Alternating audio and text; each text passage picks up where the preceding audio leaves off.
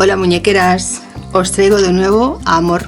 Amor ya lo hicimos en un reto anterior aquí en este grupo y de verdad que os gustó un montón. Hicimos muchísimos bebés de este tipo, son sumamente pequeños, achuchables y delicados. Como veis, son pequeñitos, pero de verdad que es un dulce tenerlos.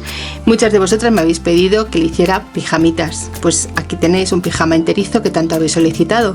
Espero que os guste este proyecto y espero que os guste también este gorrito, que es diferente a los gorritos de dormir que hemos hecho en otras ocasiones.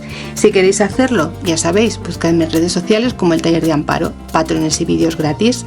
Yo espero que os guste, espero que hagamos muchos muñequitos y muchos pijamas y que llenemos Facebook de sueños tan bonitos como los que tienen estos bebés. Si ya tenéis hecho Amor y queréis hacer el pijama, perfecto. Si no tenéis Amor y queréis hacerlo de nuevo, estupendo. Siempre será un placer compartir con vosotros proyectos tan bonitos como este pequeño. Nos vemos, amigas. Un beso, chao.